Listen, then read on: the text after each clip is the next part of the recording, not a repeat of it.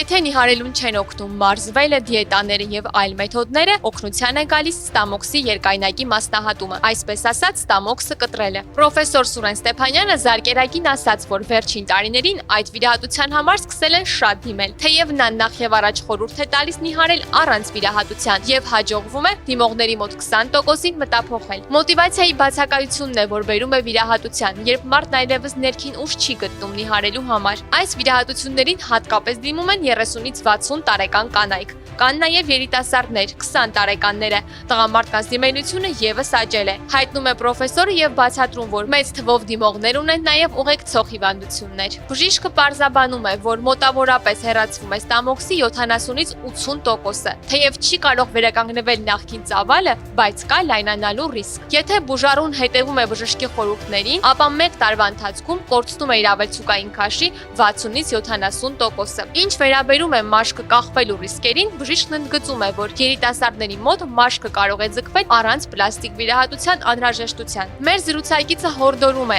այս վիրահատությունից հետո փոխել կենսակերպը։ Եթե օգտագործեք մեծ քանակությամբ շաքարով, ալյուրով, յուղով ուտելիք, դա կարող է խանգարել մարսողությանը, քաշն ավելացնել, նույնիսկ վիրահատությունից առաջ ունեցած քաշից ավելին։ Ասում են նաև նշում, որ իր պրակտիկայում նման դեպքեր եղել են։ Ի դեպ, միջազգային գիտափորձերից մեկի արդյունքներով ստամոքսի վիրահատությունից հետո 5 տարվա ընթացքում քաշի վերականգնման մակարդակը կազմել է 30%։